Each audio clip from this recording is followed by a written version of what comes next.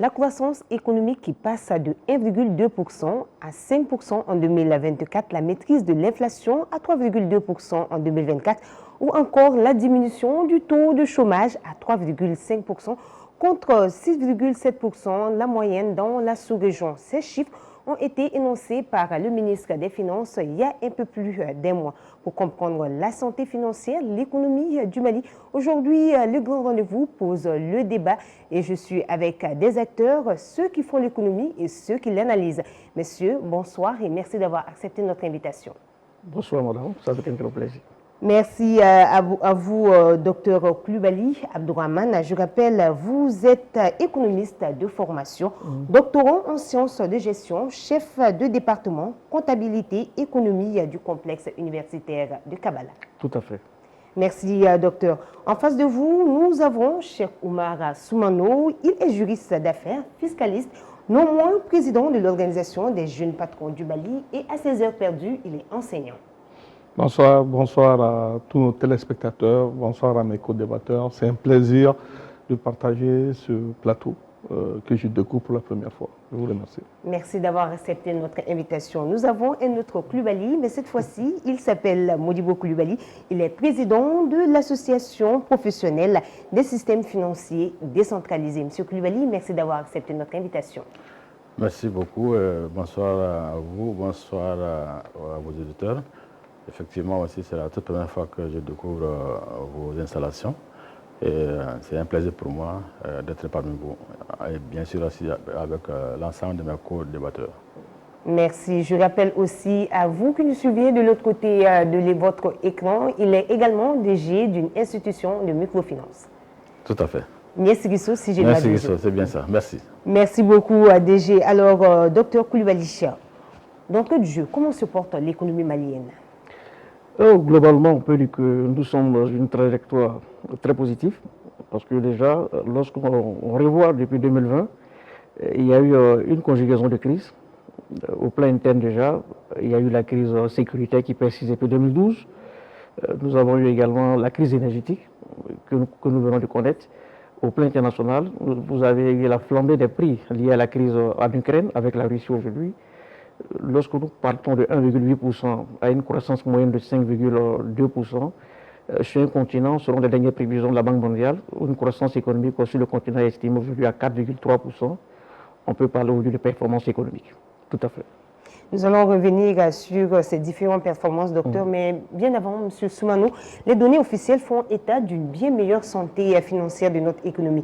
Quelle lecture faites-vous de ces données? D'entrée de jeu, vous me permettez d'abord de dire bravo aux opérateurs économiques.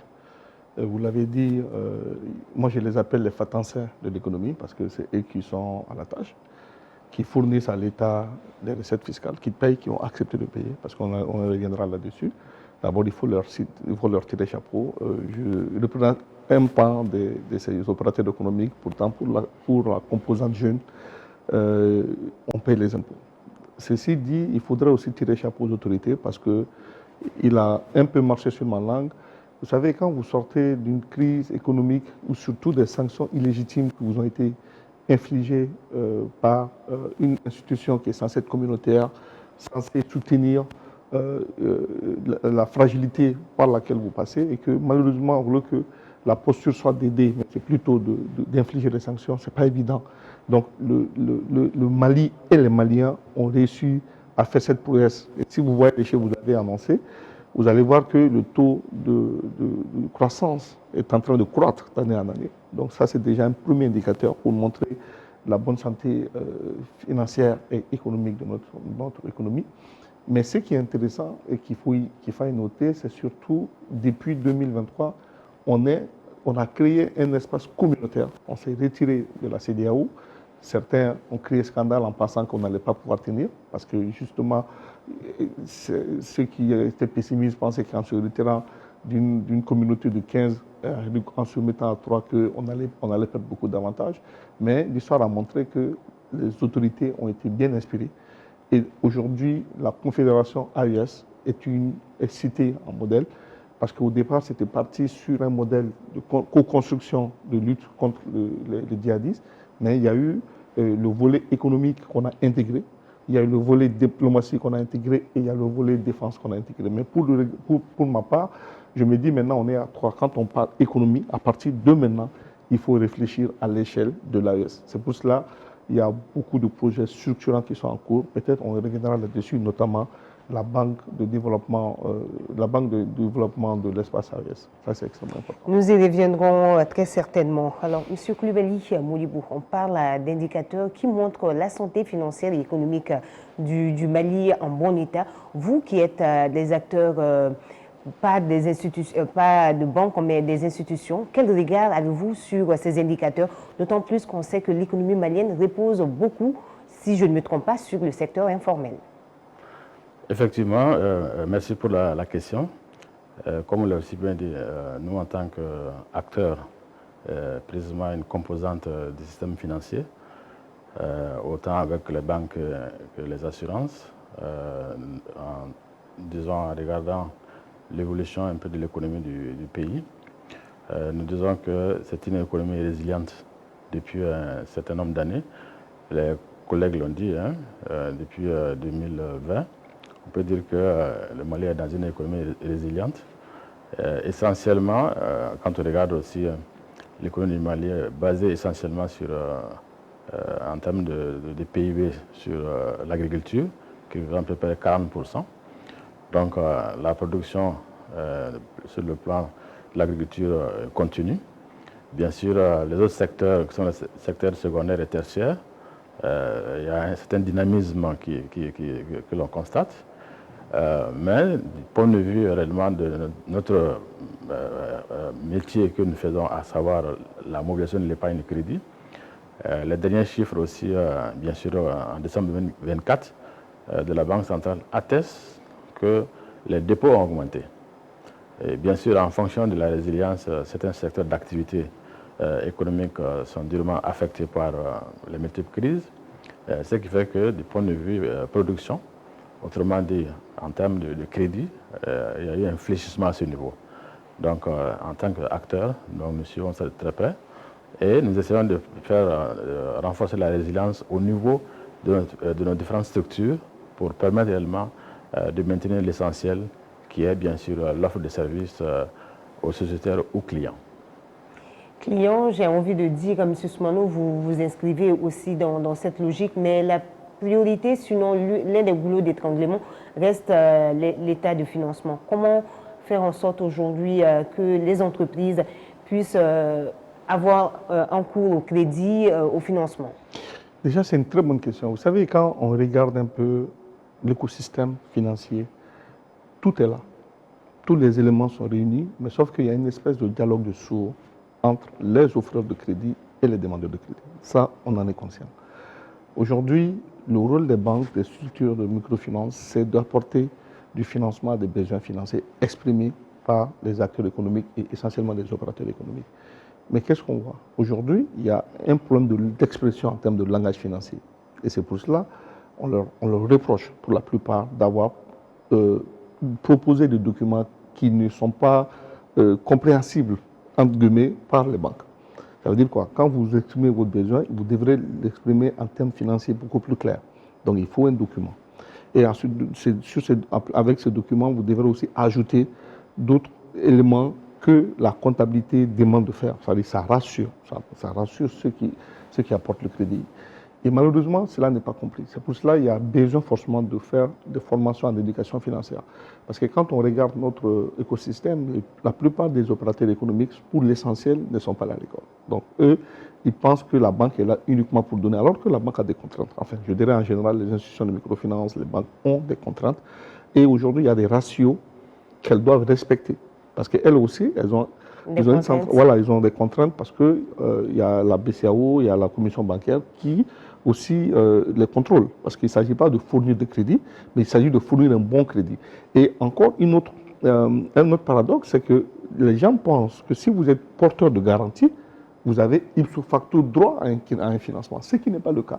Parce que le banquier ou le microfinanceur, ce qui l'intéresse, c'est de pouvoir financer un crédit sans même garantie puisse se donner de lui-même. C'est-à-dire, aujourd'hui, je viens demander le financement d'une opération, d'une transaction. Il va falloir qu'après les études, les recettes que moi je génère soient capables de rembourser le crédit en termes de principal, mais également de rembourser et les intérêts et en même temps je paye des impôts à la terre. Les gens oublient ça parce que dans le crédit, il y a le tout. Vous avez le principal à rembourser, donc je prie 100 000, je rembourse 100 000, mais sur les 100 000, il y a des accessoires. Je paye les intérêts y afférents, donc ça dépend. Si je suis avec les institutions de microfinance, ça peut aller jusqu'à 25% là. Si je suis avec les banques, ça peut aller jusqu'à 15%. Donc les deux ne peuvent pas dépasser ce seuil-là. Et ensuite, en plus de ces intérêts payés, je paye aussi des impôts à l'État parce qu'il y a ce qu'on appelle la TAF, qui représente 17% des intérêts. Donc quand on regarde, le fait que le crédit soit cher aussi est un facteur parce que beaucoup de gens refusent. Et mieux, nous sommes dans un pays où 80%, 90% on est des musulmans. Donc certains pensent même que les intérêts à payer sur un crédit, c'est de la riba. Donc, ne comprennent pas. Donc voilà, il faut forcément faire une culture financière. Mais pour moi, aujourd'hui, chaque acteur doit se remettre en cause parce qu'il ne sert à rien d'être surliquide si on ne finance pas. Et de la même manière, il ne faudrait pas aussi que les gens accusent les banques ou accusent les institutions de microfinance. Il est clair, véritablement, qu'il y a un problème d'accès au financement qui se pose. Mais de mon point de vue, nous, en tout cas, à notre niveau, ce que nous faisons, nous organisons des séances de formation, des séances de coaching et nous leur demandons de pouvoir se jumeler avec la règle des 2 R. C'est ce que je dis à mes membres, je leur dis, si vous allez demander un financement, pensez toujours à la règle des 2 R. Le premier R, c'est de rassurer celui qui vous donne le financement. Donc il faut le rassurer parce qu'il va toujours dire, ah oui, il y a ceci, il y a cela, il y a des facteurs de risque. Et surtout qu'on est passé par plusieurs crises. Oui. Maintenant, le deuxième R, qui est aussi un défi pour le demandeur de financement, c'est de faire rêver. C'est de vous faire comprendre à celui qui vous finance que votre projet il est innovant, votre projet est porteur d'espoir, créateur d'emploi, etc., etc. Et vous devez l'amener à épouser votre idée. Donc si vous êtes incapable de tenir un tel langage et qu'il est refusé à vous accompagner, vous ne devez que vous prendre à vous-même.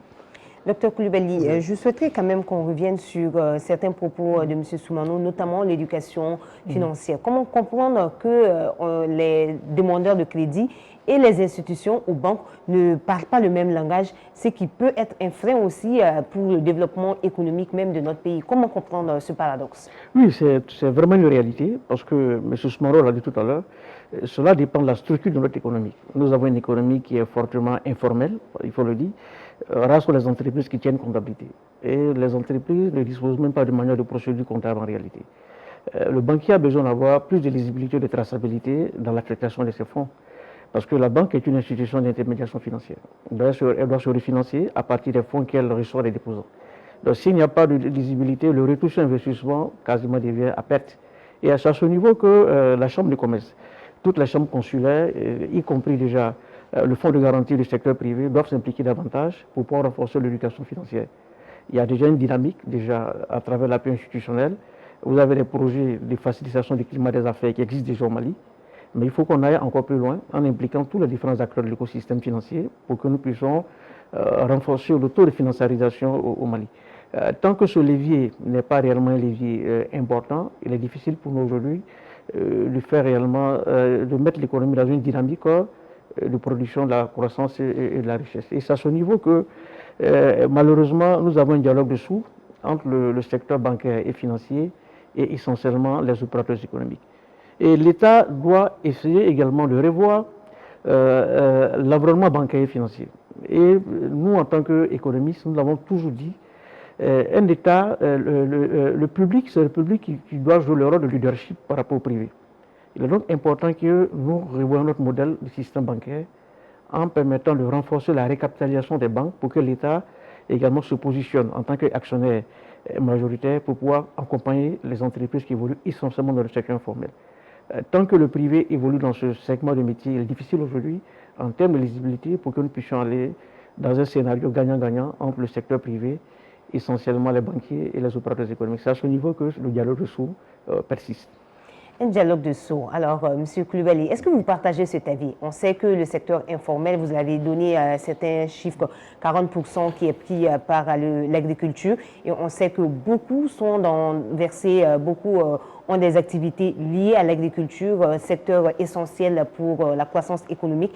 Mais comment comprendre que vous ne partagez pas forcément ce problème de dialogue de sourds, d'autant plus qu'on a 14 banques, mais très peu d'institutions financières. Comment faire la part des choses dans ce sens? Bon, disons que je vais nuancer un peu les propos de mes deux co-débatteurs. C'est vrai, il y a des années, il y avait ce dialogue de sourds. Mais depuis un certain temps, je pense qu'il y a un rapprochement qui est en train de se faire entre les deux parties. Et c'est tout à fait normal, hein, mon frère Koulibaly, qui est professeur d'économie, il le sait.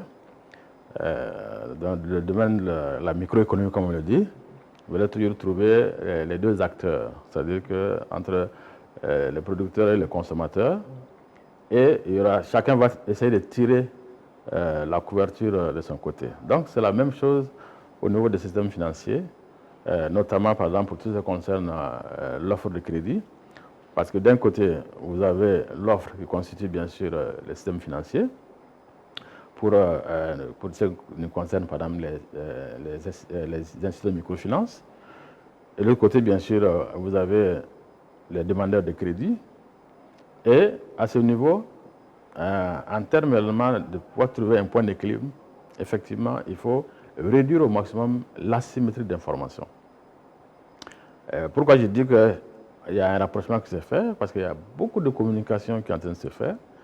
Et tantôt, vous avez parlé d'éducation financière, mais aussi dans, par exemple, la stratégie régionale d'inclusion financière, répercutée sur l'ensemble des pays de l'UEMOA. Donc, chaque État a sa stratégie nationale d'inclusion financière. Et dans cette stratégie d'inclusion financière, il y a tout un programme d'éducation financière qui est en train de se développer pour que les acteurs puissent réellement avoir plus d'informations sur les institutions financières. Et je pense que déjà, le Mali a beaucoup avancé là-dessus. Le programme d'éducation financière il est arrêté aujourd'hui par la Banque centrale. Et je pense que transmet aux différents États qui doivent en fait homologuer ce programme d'éducation financière, qui fait en sorte que depuis la maternelle jusqu'au niveau universitaire, donc il y a qu'on appelle des curricula. Une plus large compréhension. Voilà, donc et des modules vraiment qui soient adaptés à tout le cursus scolaire. Maintenant, si on vient dans le monde de la production, notamment, vous avez parlé par exemple du secteur informel, effectivement, où aujourd'hui l'économie est dominée par le secteur informel. M. Soumano, par exemple, qui est dans le domaine des PME, donc faire en sorte qu'il y a un programme de formation aussi à ce niveau, qui fait en sorte que tout ceci puisse avoir réellement assez d'informations. Et quand, par exemple, un PME va demander, disons, du crédit, quelle est la documentation qu'il faut fournir pour réduire réellement aussi le risque. Parce que, comme il a si bien dit, aller voir une institution financière, demander du crédit, pour l'institution financière, c'est déjà un risque. Mais comment faire en sorte que ce risque soit modéré pour pouvoir prendre en ce moment la décision, effectivement, pour rassurer non seulement l'institution financière ou l'institution de microfinance qui nous concerne. Je pense que c'est un aspect très important à ce niveau. Et surtout, pouvoir évaluer réellement ce crédit. Et dans cette évaluation, il y a beaucoup d'informations qui sont demandées. Les gens trouvent souvent qu'il y a trop de documentation qui sont demandées, mais toute cette documentation qui est demandée va permettre réellement de rassurer l'institution financière pour permettre réellement de prendre la décision. Donc je pense qu'il y a un effort aujourd'hui qui est en train de faire pour réduire réellement l'asymétrie d'information à ce niveau, pour permettre réellement, parce que plus il y a du crédit qui est accordé, donc on contribue bien sûr à l'économie, donc on contribue à atteindre qu'on appelle une certaine profondeur financière, et si le crédit est remboursé, ça va permettre réellement aussi de réduire ce qu'on appelle, en tout cas, disons, de stabiliser le système financier, parce qu'il faut éviter, par exemple, qu'il y ait trop d'impayés au niveau d'un système ou d'une institution financière. Je pense que ça, c'est vraiment un aspect très important que je devais partager avec vous à ce niveau. Merci. Monsieur Soumano, les impayés. On en parle très peu, mais il faut dire que c'est l'un des facteurs qui fait que les entreprises facilement mettent les clés sous la porte. Est-ce qu'il y a des moyens pour faire en sorte que lorsque le crédit, c'est vrai, il y a une certaine difficulté pour qu'on puisse l'avoir, mais lorsque c'est accordé, une bien meilleure gestion, parce qu'on s'inscrit dans la chaîne de l'économie. Absolument. Alors déjà, je prends un exemple tout simple. Je dis, ne sont même les banques et les institutions de microfinance. Revenons dans notre cadre social, notamment les tontines. Imaginez que vous êtes 10 à faire la tontine, il y a 2 qui refusent de payer leur quotité. Qu'est-ce que ça fait? Ça bloque carrément le système. Ça crée une crise de confiance. La question qu'on se pose, quel mécanisme faut-il mettre en place pour le récupérer?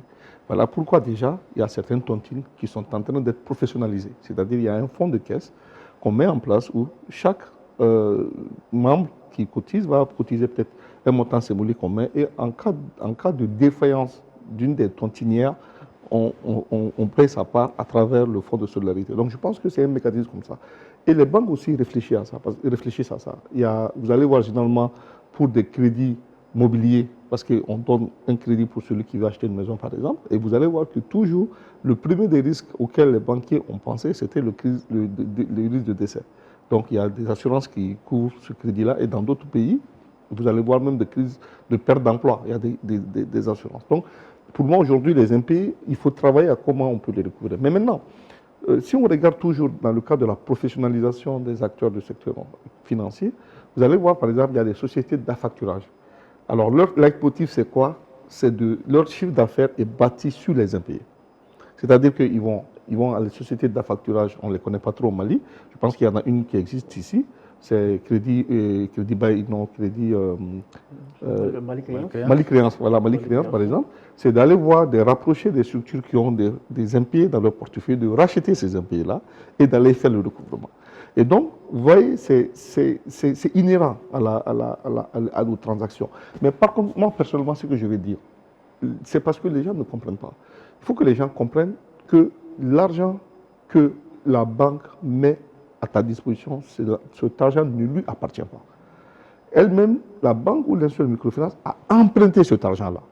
Donc peut-être avoir emprunté à un taux de 3% et maintenant va le prêter à un taux supérieur, et la marge, c'est ça qui constitue, elle, son chiffre d'affaires.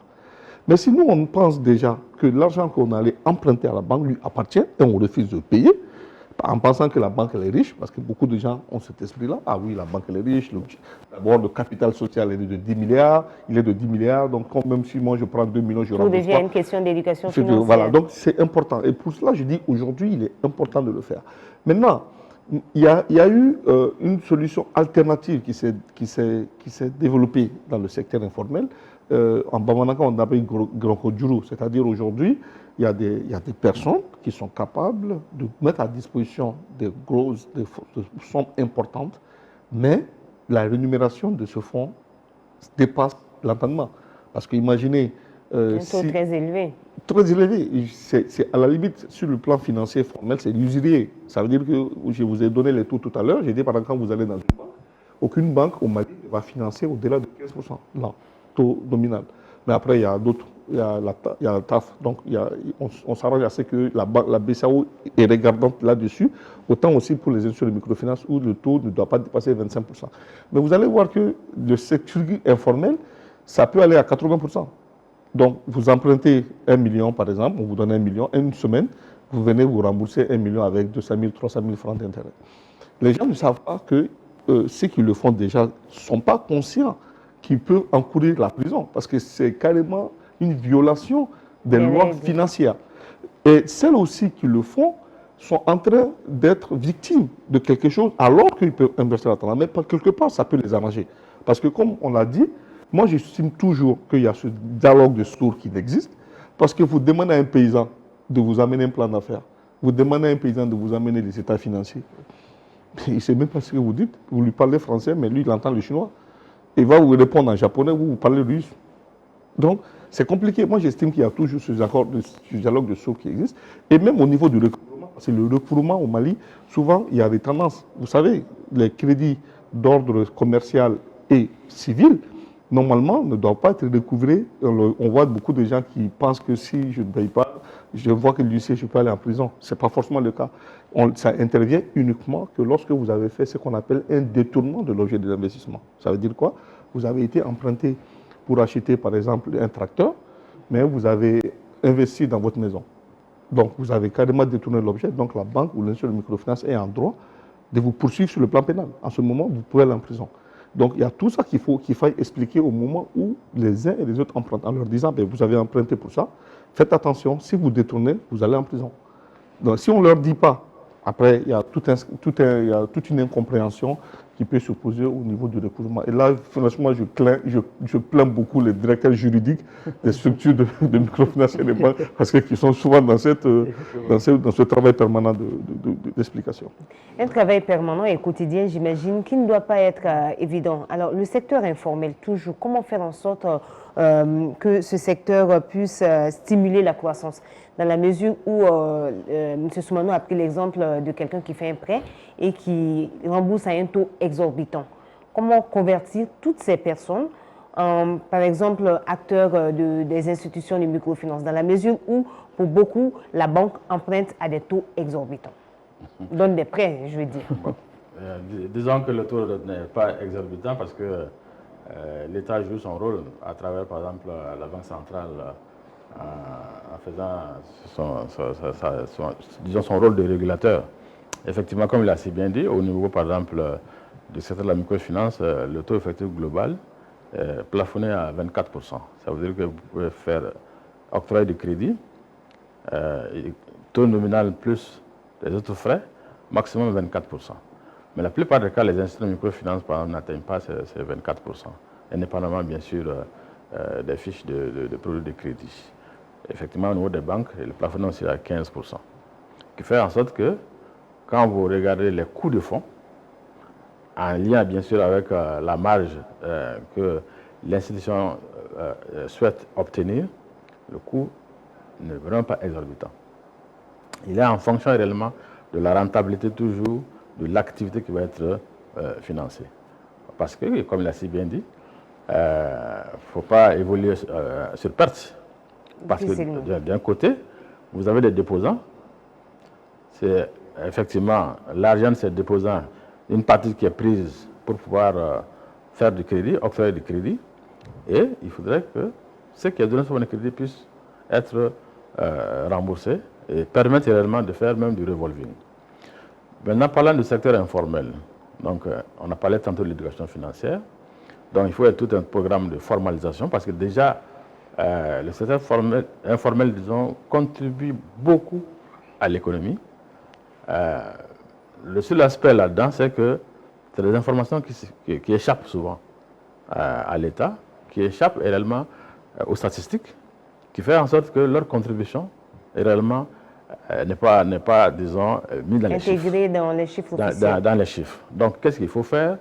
Il faut maintenant tout un programme de formalisation. Et quand maintenant les entreprises informelles sont formalisées, ça permet réellement ce qu'on appelle de les inclure dans le système économique en termes réellement de chiffres. Je pense que c'est un aspect très important. Une fois de plus, c'est l'éducation financière. Et je pense que même quand vous regardez aujourd'hui, il y a des outils. Je prends l'exemple sur le bureau d'information de crédit, où la structure, par exemple, doit ouvrir un compte, et pour permettre réellement d'être pris en compte réellement dans le secteur formel. Et pour bénéficier du crédit, donc vous devez, par exemple, donner votre consentement. Ce consentement permet réellement d'être formalisé à ce niveau. Et d'une manière générale aussi, au niveau de l'État, donc ça permet aussi réellement à l'État d'avoir des informations sur, en tout cas, ces structures qui se sont formalisées à ce niveau. Merci pour ces précisions. Alors, docteur Coulibaly, quelles réformes économiques urgentes devraient être mises en place pour stimuler la croissance? On dit que les indicateurs sont encourageants. Avant 2020, c'était à 5%, si je ne m'abuse, sur certaines données, mais on a chuté en 2020. Mais je pense qu'on revient à la même tendance.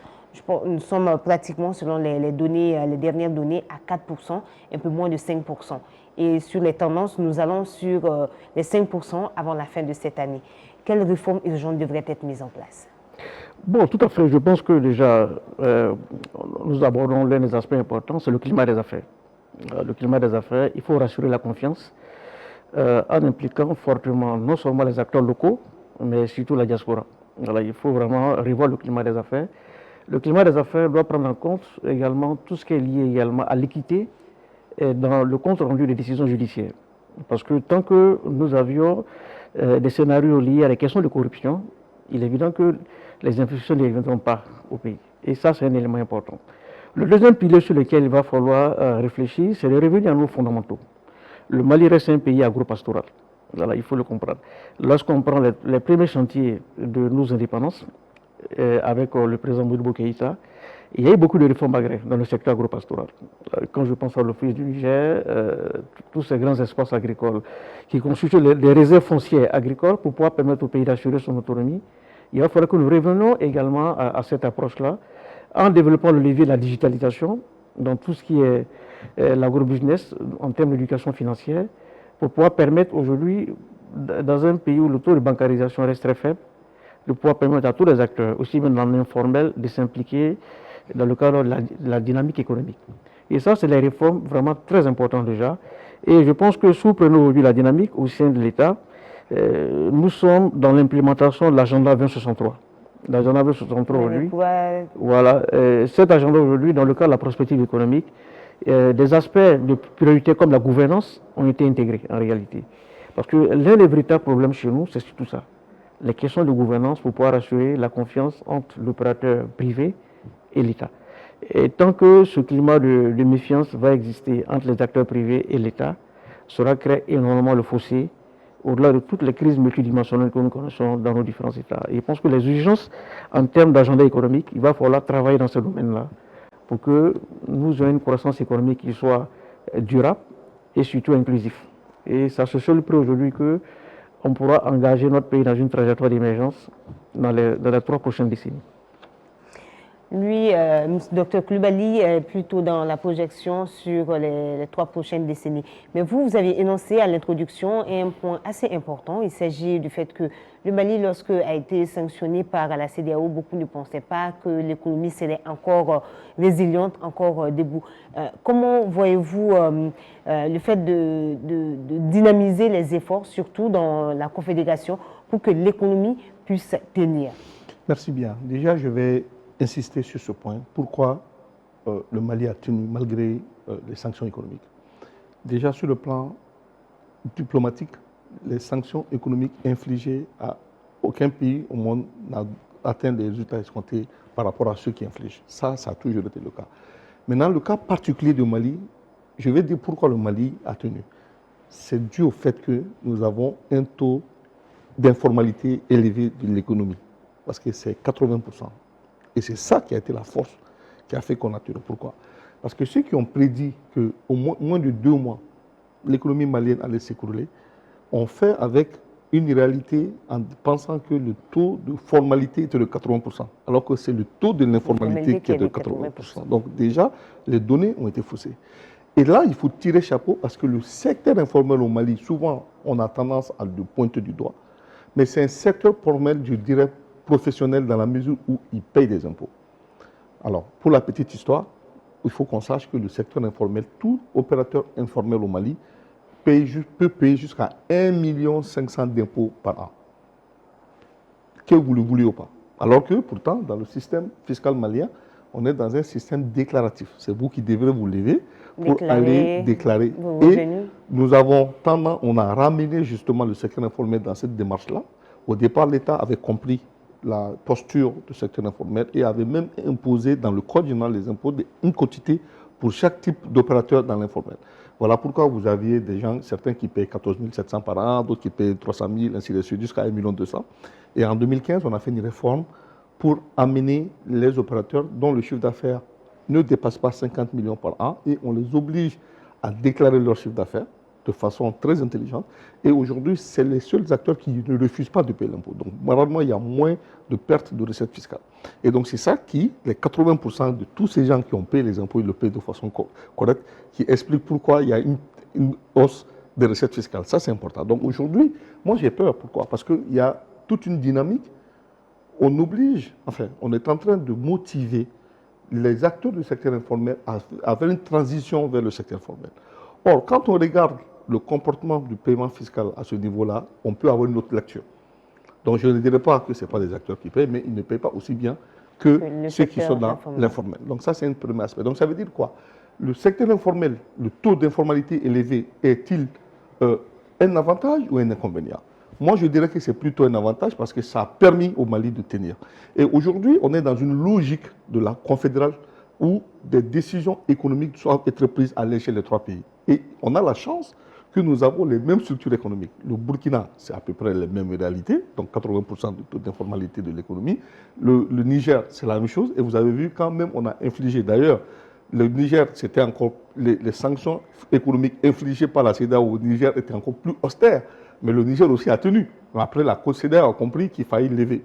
Maintenant, pour revenir en termes de réforme, je dirais qu'il y a déjà un dialogue qui a été instauré entre l'État et le secteur privé. Il y a une structure qu'on appelle au Mali la CTRCA, la cellule technique de réforme du cadre des affaires, qui joue le rôle de secrétaire permanent entre les acteurs de l'État, c'est-à-dire les ministères sectoriels impliqués dans la gouvernance du secteur privé et les acteurs du secteur privé. C'est le Premier ministre qui préside cette séance de concertation. Et donc, à la date d'aujourd'hui, il y a plus de 70 réformes qui ont été recensées. Et la mise en œuvre est en cours. Un exemple, par exemple, de ces réformes fiscales, c'est de simplifier les déclarations. Par exemple, il y a une fiche unique de déclaration qui se fait.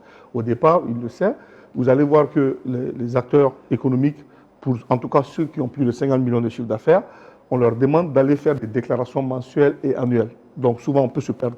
Et confier ce travail-là à des professionnels, des conseillers fiscaux, c'est un luxe parce que tout le monde ne peut pas se permettre. Parce que généralement, l'assistance d'un conseiller fiscal, on considère même que c'est un métier, un métier très luxueux. Donc tout le monde ne peut pas se permettre. Et là, l'État a compris, on a simplifié les déclarations. Dans la même dynamique, il y a la télédéclaration. On n'est pas obligé de transporter des fonds ou des chèques pour payer. On peut se connecter, faire le paiement. Donc ça veut dire que ces réformes sont en cours. Et maintenant, en termes, je finirai par ça, par rapport à la transition, pour assurer la transition du secteur informel vers le formel, nous avons une organisation d'intégration juridique qu'on appelle l'OADA, qui gère le climat des affaires à l'échelle des 17 pays, dont le Mali. Et donc là, ils ont créé un statut qu'on appelle le statut d'entrepreneur. Alors ce statut d'entrepreneur, dans leur conception, ça permet de donner le statut de formel à un acteur informel, parce que si vous devez prendre ce statut d'acteur formel de l'économie, au niveau de l'API, vous payez des frais. Mais dans leur réforme, il n'y a pas de frais à payer. Donc vous faites une déclaration, on vous met à disposition les documents qui font que vous devenez acteur du secteur formel, et après, vous bénéficiez d'un autre avantage.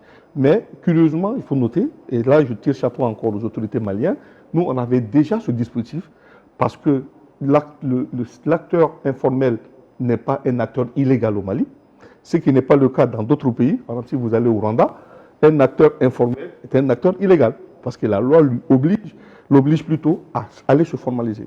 Donc l'OADA, généralement, n'a pas mis l'accent sur cette obligation, mais on conseille aux gens d'aller vers cela. La deuxième chose, en même temps au Mali, tous les acteurs du secteur informel, pour la première année de leur activité, donc s'ils respectent un certain nombre de conditions, notamment qui sont au nombre de 3, c'est-à-dire de déclarer son activité 10 jours après avoir démarré celle-ci, de faire une demande d'exonération adressée au chef de centre de l'impôt et d'aller déclarer ses revenus pendant l'année, vous êtes exonéré au titre de la première année. Donc vous voyez déjà que ces avantages que l'OADA veut offrir existent déjà. Et donc je dirais que le Mali même a incité. Mais sauf que moi, j'ai peur. Pourquoi? Parce que je me dis, est-ce que si nous faisons à faire une transformation de ce taux d'informalité qui est actuellement à 80% et qu'on le ramène à 10%, c'est-à-dire qu'on transforme l'économie malienne à 90% de formel et 10% d'informel, est-ce que nous pourrons tenir? Je ne le souhaite pas, je touche du bois le jour où une autre sanction économique nous sera infligée. Ça, j'en suis pas sûr. C'est pour cela, moi, je me dis que le secteur informel, le fait que ça soit un taux élevé, a été une chance pour le Mali, parce que c'est ça qui a permis au Mali de pouvoir maintenant. Et autre chose pour la transformation, c'est surtout l'agriculture. il faut transformer le produit agricole. Moi, je rentre d'une mission du Japon où nos amis, on était face avec des opérateurs économiques.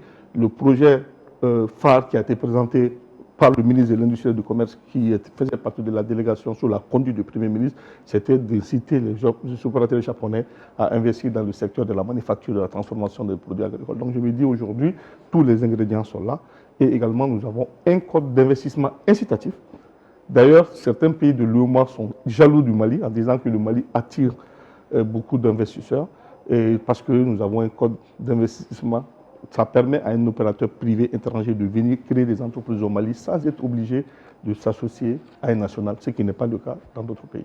Dans d'autres pays. Alors, M. Coulibaly, j'imagine que vous souhaiteriez revenir sur certains points, notamment le fait que le Mali appartient désormais à un espace confédéral, la confédération de l'AES, les mêmes réalités, les mêmes défis, les mêmes enjeux. Quelles réformes proposerez-vous? Je pense qu'il a vraiment touché du bois l'essentiel. Et puis, les réformes, ça sera le rôle de l'État. Un des aspects importants, comme il a si bien dit, c'est comment faire en sorte que le climat des affaires puisse être beaucoup amélioré pour inciter non seulement des investisseurs nationaux à créer des entreprises. Parce que la croissance économique, elle est tirée réellement par les PME-PMI. Partout où on le dira, c'est vraiment le moteur de la croissance. Donc comment inciter les investisseurs nationaux, attirer les investisseurs étrangers à venir investir et bien sûr lever totalement la psychose de l'insécurité. Je pense que c'est un aspect très important. Et comme on le dit dans notre métier, l'argent n'aime pas le bruit. Donc, si la psychose de l'insécurité réellement elle est aplanie, donc ça va inciter beaucoup d'investisseurs. Au niveau de l'agriculture, il a si bien dit aussi, qui a quand même un PIB, un PIB important du pays, encourager réellement l'aménagement des surfaces de production. Aujourd'hui, quand vous regardez, que ce soit au niveau de la région de Ségou, partout au Mali, il y a des terres, par exemple, qui peuvent être aménagées pour permettre réellement, non seulement aux producteurs actuels agricoles d'élargir leur superficie, mais aussi il y a d'autres qui veulent vraiment, disons, s'investir dans l'agriculture. Je pense que c'est un aspect très important. Et bien sûr, les PME, pour assurer leur croissance, ont besoin de financement. Et je pense que les procédures, en réalité, bien sûr, ça revient aux institutions, mais aujourd'hui, au niveau de l'État, par exemple, c'est faire en sorte que l'infrastructure permettant réellement, par exemple, la digitalisation, tout ce qui concerne, par exemple, les opérateurs de téléphonie mobile, en termes que la connexion, par exemple, Internet soit disponible. Je pense que ça, c'est un aspect très important pour encourager réellement, disons, les PME-PMI à pouvoir aller plus. Parce qu'aujourd'hui, la digitalisation, elle est incontournable. Donc, en termes vraiment de dématérialisation, donc cela va permettre réellement d'assurer une certaine croissance à ce niveau. Et chaque acteur gagne là-dedans, à ce niveau. Merci. Docteur Coulibaly, où voyez-vous l'économie malienne sur les 5 prochaines années, hein? Parce que les indicateurs sont encourageants. L'économie qui est passée de 1,2% à 4%, avoisinant les 5% d'ici la fin de l'année, la maîtrise du taux de l'inflation et aussi une croissance économique qui atteint la moyenne dans la sous-région. Bon, déjà, il faut voir les perspectives dans un environnement sous-régional. Il y a déjà des mutations géopolitiques, comme M. Soumano l'a dit. Nous sommes déjà dans une dynamique régionale avec l'AES. Donc, il est donc important aujourd'hui de faire des projections par rapport à une perspective économique régionale aujourd'hui. Lorsqu'on prend la structure des économies des autres pays membres de l'AES, que ce soit le Niger et le Burkina Faso, nous avons déjà des économies quasiment similaires. Nous sommes des pays majoritairement à 3 leviers importants dans la structure du PIB, les pays agro-pastoraux à vocation minière. Le donc important aujourd'hui de réfléchir sur les réformes institutionnelles. Déjà, il y a une dynamique pour la création d'une banque d'investissement et de développement de l'AES qui est en cours. Et probablement également, il y a le chantier monétaire avec la création d'une banque centrale probablement. Il y aura également les accords de libre-échange et tout ce concernant toutes les réformes institutionnelles, normatives pour l'assainissement du secteur bancaire et financier, les normes prudentielles de gestion. Donc c'est tout un chantier qui va démarrer bientôt dans le cadre de l'intégration économique. Donc les perspectives économiques déjà sont bonnes si nous envisageons 3 scénarios. Le premier scénario est lié également au maintien de l'insécurité. La crise sécuritaire aujourd'hui, il faut le dire, nous avons une inversion des courbes de la dépense publique. La majeure partie de nos recettes fiscales sont affectées aux équipements militaires. Alors donc, au détriment de certains secteurs prioritaires comme l'éducation, la santé, ce qui plombe aujourd'hui notre dynamique par rapport aux questions de croissance économique. Le deuxième scénario aujourd'hui est lié à l'hostilité sous-régionale. L'hostilité sous-régionale avec la menace néocoloniale. La néocoloniale par l'intervention de certains pays voisins qui pourront nous déstabiliser dans notre dynamique de construction de l'échelle communautaire, reste le deuxième scénario. Donc il va falloir travailler sur une diplomatie économique très active pour pouvoir également renforcer la mobilisation de l'épargne extérieure comme locale sur le plan. Et le troisième scénario, comme je l'ai dit, reste la question de la gouvernance. Voilà. Il faut travailler pour une gouvernance éthique et vertueuse aujourd'hui. Voilà. Quelles que soient les opportunités que nous avions par rapport à la nouvelle géopolitique économique, nous ne pourrons pas changer le destin des choses si nous-mêmes nous ne sommes pas vertueux en termes d'éthique et de la morale professionnelle dans la gestion des fonds publics. Et ça, c'est vraiment très important pour un pays qui veut sortir d'une situation économique comme la nôtre à travers la moralisation des dépenses publiques. Et l'État doit lancer un signal fort à ces questions-là. Déjà, beaucoup de dispositions ont été déjà prises à travers l'architecture institutionnelle, avec la création du BVG déjà en 2004, le renforcement du pôle économique et financier et d'autres dispositions aujourd'hui. Il va falloir que nous travaillions essentiellement sur ce scénario-là, parce que sans lesquels aujourd'hui, quand on prenait toutes les projections économiques, essentiellement pour le Mali, il y a eu l'étude prospective en 1991 sur le Mali, la question de la gouvernance est revenue parmi les menaces réelles pour assurer la viabilité de nos économies. Donc, cette question revient encore 4 décennies après, donc il faut que nous puissions aborder cette question avec tous les comportements qu'il faut. Monsieur Soumano, Dr Coulibaly a évoqué 3 scénarios possibles avec, avec des pistes de solutions. Vous, comment voyez-vous le Mali sur les 5 prochaines années à venir? Sous les bons auspices, parce que, vous savez, il y a un élément important qui découle de la refondation de l'État. Nous avons affirmé notre souveraineté. Vous savez, aujourd'hui, regardez comment le secteur minier a été refondé sous la maîtrise réelle de nos autorités. Ça, c'est extrêmement important. Aujourd'hui, nous décidons de faire ce qu'on veut de notre sous-sol. Ce n'est pas les décisions qui sont prises ailleurs. Donc, pour moi, c'est important. Et d'ailleurs, dans cette logique confédérale, Niger, Burkina, dans la même dynamique. Donc, une décision prise au Mali, c'est la même chose qu'on retrouve dans les 3 pays. Et vous savez, si vous prenez même le classement au niveau de l'UEMOA, ces 3 pays se suivent. Donc, on a décidé de prendre notre destin en main. Donc, pour moi, cette souveraineté économique, il faut faire avec, à tous les niveaux. Sur le plan agriculture, aujourd'hui, il y a l'État lui-même, au Mali en tout cas, qui est en train de mettre en place des projets structurants de transformation de nos produits agricoles sur place, le coton, les produits fruitiers, etc. Et encore, nous sommes en train de raconter un narratif à nos investisseurs pour leur dire que l'une des forces ou l'un des avantages à investir au Mali, c'est que la décision nous revient. Aujourd'hui, on n'a plus de contraintes. Imaginez quand on était dans la CEDEAO, il y avait un certain nombre de réformes fiscales qu'on ne pouvait pas se permettre de faire parce qu'on est obligé de respecter le code de conduite pour des 15 pays. Or, si vous regardez le niveau des économies des pays qui sont au niveau de la CEDEAO, nous avons au niveau de la CEDEAO le premier pays africain en termes économiques qui est le Nigeria, qui va porter. Donc, généralement, toutes les décisions, il va faire de telle sorte que ça ne puisse pas aller à l'encontre de ses intérêts. Mais aujourd'hui, on n'est plus dans cette dynamique-là. Donc, c'est encore une fois pour dire que la souveraineté économique, dont nous sommes fiers de brandir à tous les niveaux, permettra de faire de notre économie, de l'économie de la Confédération AES, ce que nous voudrons pour les 5 années. Et ensuite, je dirais qu'il faudrait penser porter le secteur informel, mais encore une fois, je ne conseillerais pas qu'il faille transformer tout de suite le secteur informel en formel, parce que, encore une fois, ça reste une de notre forces, la force de l'économie malienne, parce que ce n'est pas illégal et ça paye des impôts. Donc c'est ça dont on a besoin. Et je tire chapeau encore une fois à nos opérateurs économiques.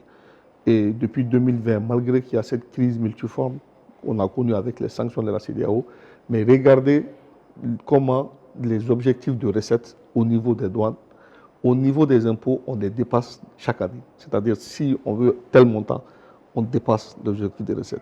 Et cela m'amène à justifier pourquoi le ministre de l'économie disait tantôt dans son intervention que le taux de chômage a baissé. Les gens ont crié scandale, mais pour ceux-là qui ne veulent pas, qui n'ont pas d'éléments, je leur dis tout simplement que, en fait, si vous voyez dans les recettes fiscales qui augmentent d'année en année, allez-y voir la rubrique dédiée à l'ITS.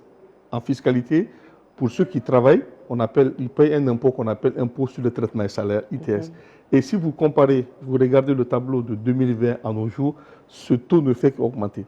Donc, quand bien même il y a eu des pertes d'emplois, mais ça veut dire que si on fait la différence entre les pertes d'emplois et les créations d'emplois, il y a une augmentation qu'on voit. Ça veut dire que les créations d'emplois sont supérieures aux pertes d'emplois. Et c'est ça qui explique pourquoi l'ITS, la rubrique ITS augmente. Donc ça, c'est une explication purement, simplement technique et terre à terre. Donc ça, c'est un élément. Ensuite, les créations d'emplois, parce que quand on parle d'augmentation de perte de taux de chômage, c'est que les gens ne sont pas uniquement dans le salariat. Ça veut dire que la plupart des gens aussi qui ont perdu leur emploi se sont reconvertis en entrepreneurs. Et dans la même dynamique, la rubrique dédiée à l'impôt payé par les opérateurs économiques qu'on appelle l'IBIC aussi a cru. Donc, si ça a cru, ça veut dire que les gens paient des impôts. Donc, voilà l'explication que je peux donner. Merci, M. Soumano. Les indicateurs sont encourageants. Alors, M. Coulibaly, vous, comment voyez-vous l'économie malienne sur les 5 prochaines années à venir? D'autant plus que l'agenda 2063 a défini un certain nombre de critères, un certain nombre de principes et la tendance est assez évolutive, positivement, je veux dire. Oui, là, je rejoins mes deux collègues par rapport aux perspectives qui restent toujours, à mon avis, favorables, compte tenu du fait déjà de la volonté politique.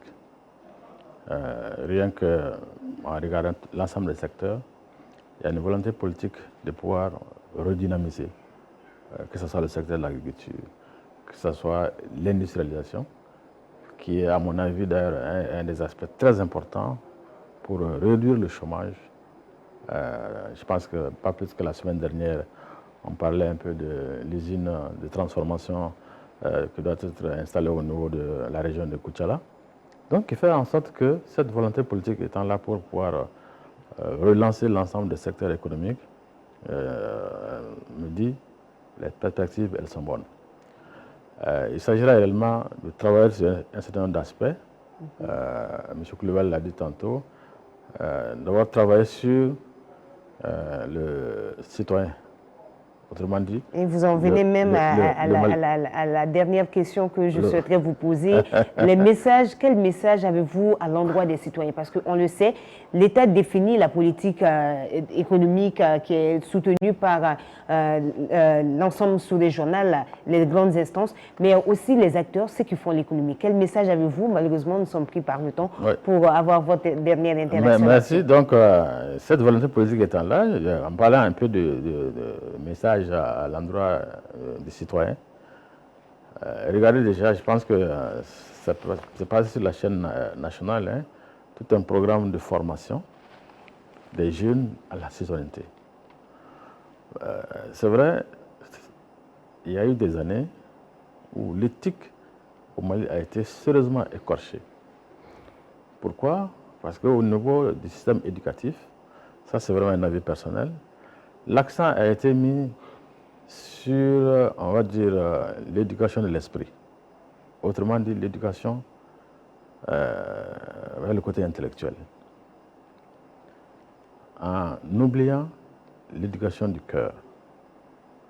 Parce que nos valeurs, les valeurs éthiques, comme on le dit en Bambara, d'Ambé, c'est au niveau du cœur, mais du sud là.